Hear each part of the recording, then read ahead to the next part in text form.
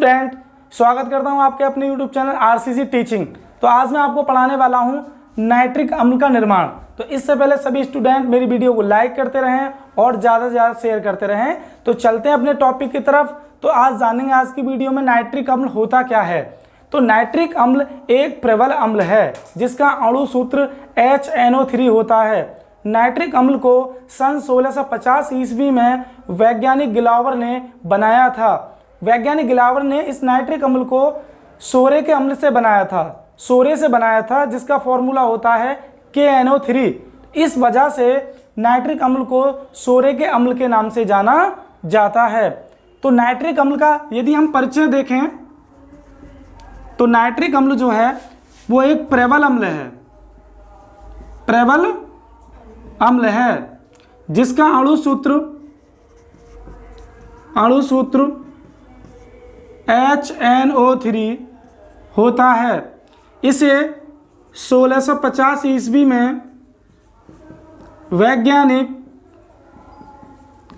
गिलावर ने बनाया था। वैज्ञानिक गिलावर ने बनाया था और किससे बनाया था? सोरे से बनाया था, सोरा, जिसको हम बोलते हैं KNO3। पोटेशियम नाइट्रेट जो होता है वो हमारा सोरा होता है। सोरे से बनाया था गिलावर ने किसको? नाइट्रिक अम्ल को। किस प्रकार बनाया था? तो इसकी बनाने की विधि है हमारी, बनाने की विधि, जब सोरे को सल्फ्यूरिक अम्ल के साथ गर्म किया जाता है तो नाइट्रिक अम्ल का निर्माण होता है। इस प्रकार देखते हैं, KNO3 ये होता है हमारा सोरा या पोटेशियम नाइट्रेट। जब इसको सल्फ्यूरिक अम्ल H2SO4 के साथ गर्म किया जाता है तब हमारा बनता है नाइट्रिक अम्ल। इस प्रकार यहाँ से निकल जाता है HNO3 और यहाँ बचता है हमारा KHSO4, potassium bisulphate, potassium hydrogen sulphate बाहर हो जाता है और इस प्रकार नाइट्रिक एसिड का निर्माण होता है, नाइट्रिक अम्ल का निर्माण होता है। तो इस प्रकार प्रयोगशाला में गिलावर ने सोरे को सल्फ्यूरिक अम्ल के साथ गर्म करके नाइट्रिक अम्ल का निर्माण किया था। तो ये है हमारी प्रयोगशाला विधि। इसके अलावा नाइट्रिक अम्ल जो है बर्कलैंड आइस प्रक्रम व ओस्टवाल्ड विधि द्वारा भी बनाया जाता है। तो देखते हैं अगली विधि।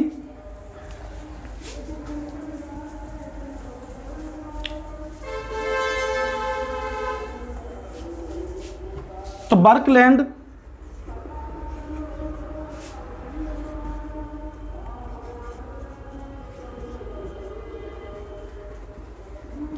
आइस प्रक्रम, बर्कलैंड व आइस प्रक्रम द्वारा नाइट्रिक अम्ल का निर्माण किस प्रकार होता है?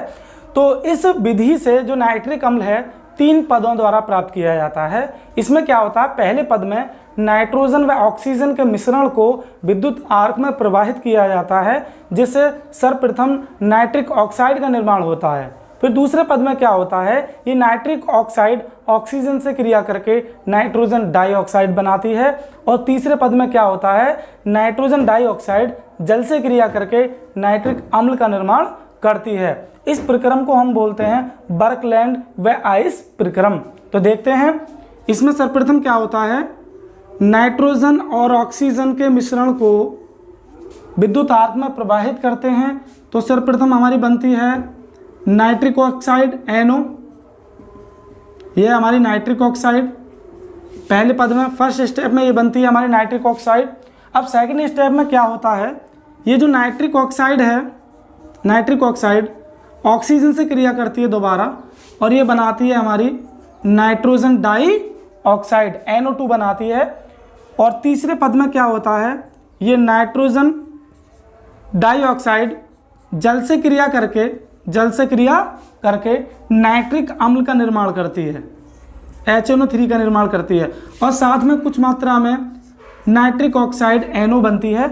यहाँ पर 3 अणु नाइट्रोजन डाइऑक्साइड के होते हैं और 2 अणु यहाँ पर बनते हैं HNO3 के। तो इस प्रकार नाइट्रिक अम्ल बनाया जाता है बर्कलैंड व आइस प्रक्रम द्वारा। इसके बाद हमारी तीसरी विधि आती है ओस्टवाल्ड प्रक्रम। तो ओस्टवाल्ड प्रक्रम में क्या होता है, बर्कलैंड व ओस्टवाल्ड प्रक्रम में सिर्फ एक ही फर्क है, क्योंकि इसमें पहले पद में नाइट्रोजन व ऑक्सीजन को आर्क से प्रभावित करते हैं तो नाइट्रिक ऑक्साइड बनती है, जबकि ओस्टवाल्ड विधि में क्या होता है, अमोनिया व ऑक्सीजन की क्रिया से नाइट्रिक ऑक्साइड का निर्माण होता है। बाकी जो अगले दो हमारे स्टेप हैं वो सेम रहते हैं। तो देखते हैं तीसरी विधि,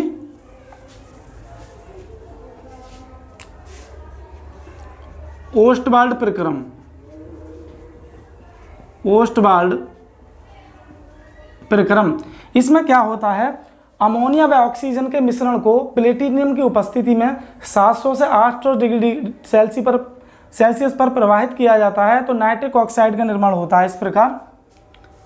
तो यहाँ पर सिर्फ पहला स्टेप जो है वो चेंज हो जाता है ओस्टवाल्ड में।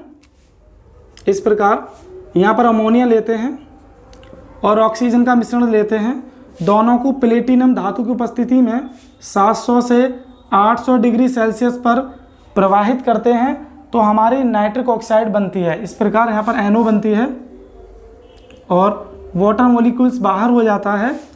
यहाँ पर हम समीकरण को बैलेंस करने के लिए लेते हैं, चार अणु की गुणा करते हैं तो पहली अभिक्रिया में नाइट्रिक ऑक्साइड बनती है। बाकी दोनों जो अभिक्रियाएं हैं अंत की वो सेम बिल्कुल बर्कलैंड की तरह ही रहती हैं, क्योंकि दूसरे स्टेप में क्या होता है, ये जो नाइट्रिक ऑक्साइड है ऑक्सीजन से क्रिया करके नाइट्रोजन डाइऑक्साइड बनाती है और तीसरे स्टेप में क्या होता है, नाइट्रोजन डाइऑक्साइड जल से अभिक्रिया करके नाइट्रिक अम्ल का निर्माण करती है, नाइट्रिक एसिड का निर्माण करती है। तो ये अभिक्रिया हमारी कहलाती है ओस्टवाल्ड प्रक्रम। तो इस प्रक्रम द्वारा भी हम आसानी से नाइट्रिक अम्ल को बना सकते हैं।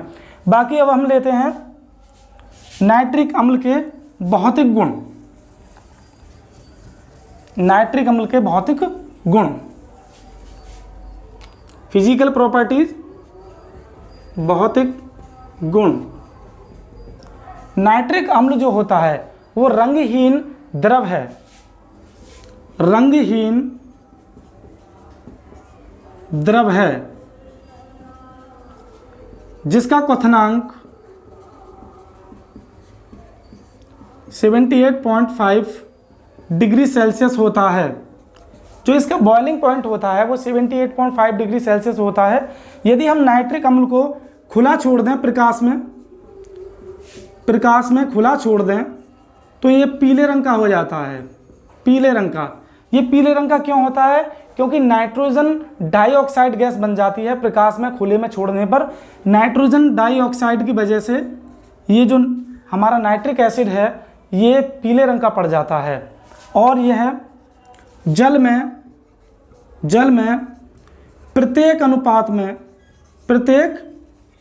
में विलय होता है, प्रत्येक अनुपात में विलय होता है। यदि हम जल में घोलें तो नाइट्रिक एसिड जल में प्रत्येक अनुपात में आसानी से विलय होता है। तो ये थे हमारे फिजिकल प्रॉपर्टीज, भौतिक गुण नाइट्रिक अम्ल के। इसके बाद आते हैं हमारे केमिकल प्रॉपर्टीज, रासायनिक गुण। तो केमिकल प्रॉपर्टीज में जानेंगे कि जो नाइट्रिक एसिड है किन किन यौगिकों से अभिक्रिया करता है। तो पहली केमिकल प्रॉपर्टीज लेते हैं हम कास्टिक सोडा से क्रिया, रासायनिक गुण। इसमें पहली प्रॉपर्टीज हमारी कास्टिक सोडा NaOH से क्रिया। क्या होता है, जो हमारा नाइट्रिक अम्ल है वो कास्टिक सोडा से अभिक्रिया करके सोडियम नाइट्रेट का निर्माण करता है। इस प्रकार सोडियम नाइट्रेट का निर्माण करता है NaOH और HNO3। जब यहाँ रिएक्शन होती है तो यहाँ बनता है NaNO3 प्लस वाटर मॉलिक्यूल्स बाहर हो जाता है और इस प्रकार NaNO3 सोडियम नाइट्रेट बनता है। तो ये हमारी केमिकल प्रॉपर्टीज़ है पहली, फर्स्ट। सेकंड है हमारा ऑक्सीकारक गुण, ऑक्सीकारक गुण। तो ये जो नाइट्रिक अम्ल होता है ये प्रबल ऑक्सीकारक है। ये ऑक्सीकृत होकर नाइट्रोजन पेंटा ऑक्साइड का निर्माण करता है। इस प्रकार यदि हम HNO3 लें तो ये इस प्रकार N2O5 में परिवर्तित हो जाता है और वाटर मॉलिक्यूल्स बाहर हो जाता है। तो ऑक्सीकारक गुण रखता है नाइट्रिक एसिड। फिर तीसरा है हमारा बेंजीन से क्रिया, C6H6 से क्रिया, बेंजीन से क्रिया। जो नाइट्रिक अम्ल होता है हमारा बेंजीन से अभिक्रिया करके नाइट्रोबेंजीन का निर्माण करता है, नाइट्रोबेंजीन का निर्माण करता है। इस प्रकार C6H5NO2 प्लस H2। तो इस प्रकार नाइट्रिक एसिड बेंजीन से अभिक्रिया करके नाइट्रोबेंजीन का निर्माण करता है। अब लास्ट पॉइंट हम जानेंगे उपयोग, कि नाइट्रिक एसिड को कहाँ पर प्रयोग किया जाता है, यूजेस। तो फर्स्ट है हमारा नाइट्रिक एसिड जो होता है ये ऑक्सीकारक के रूप में प्रयोग किया जाता है, ऑक्सीकारक के रूप में प्रयोग किया जाता है। दूसरा है रंग, इत्र व कृत्रिम रेशम, बनाने में प्रयोग किया जाता है। और नाइट्रिक एसिड जो होता है वो विस्फोटक के रूप में भी प्रयोग किया जाता है, विस्फोटक। इससे TNT ट्राइनाइट्रोटॉल्यून व नाइट्रोग्लिसरीन का निर्माण भी होता है, नाइट्रोग्लिसरीन का निर्माण भी होता है। खाद व उर्वरक बनाने में भी इसका प्रयोग किया जाता है। और विभिन्न प्रकार के कार्बनिक यौगिक बनाने में भी इसका प्रयोग किया जाता है। तो इस प्रकार ये था हमारा नाइट्रिक एसिड, जिसका प्रयोग विभिन्न प्रकार के कार्बनिक यौगिक बनाने में किया जाता है। यदि मेरी वीडियो आपको पसंद आई हो तो लाइक करें और ज़्यादा से ज़्यादा शेयर करें। Thank you.